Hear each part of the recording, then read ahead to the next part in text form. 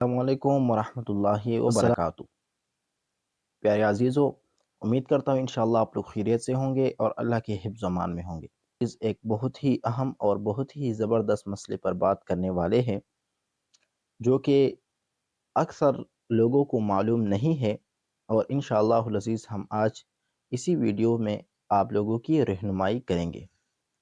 محترم بھائیو، غسل کی حالت میں سحری کرنا کیسا ہے؟ کیونکہ حاجت ہے، بندے کا حاجت ہے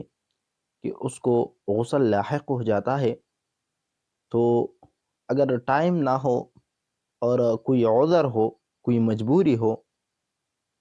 یا ٹائم نہ ہو، یا سحری کا وقت کم ہو،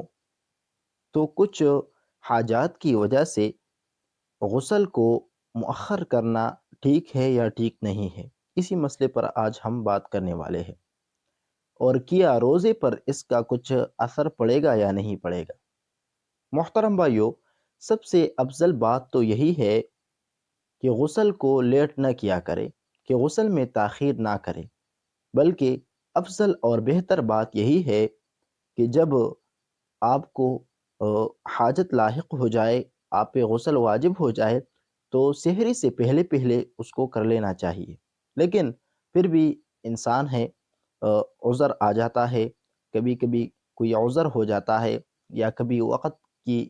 تنگی ہو جاتی ہے، تو اسی حالات کو مد نظر رکھتے ہوئے پھر سحری کرنا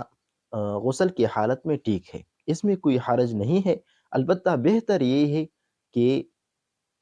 سحری سے پہلے پہلے غسل کرے، غسل ادا کرے۔ محترم بھائیو، اور اسی طرح غسل کا طریقہ،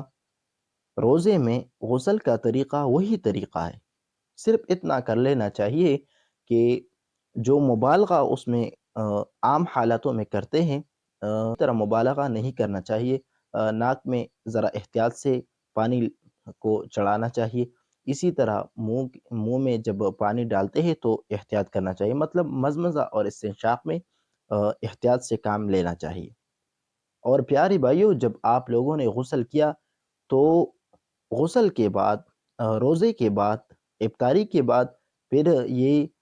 ضروری نہیں ہے کہ آپ پھر منہ اور ناک میں پانی ڈالیں، جس طرح لوگ کہتے ہیں، اکثر عوام میں مشہور ہے کہ وہ کہتے ہیں کہ جب غسل کرے، روزہ کی حالت میں جب آپ غسل کرے تو جب افطاری کرے تو پھر آپ اپنے ناک میں اور منہ میں پانی ڈالیں گے۔ یہ بات ثابت نہیں ہے، ضروری نہیں ہے، بلکہ بس غسل اسی طرح بھی ہو جاتا ہے۔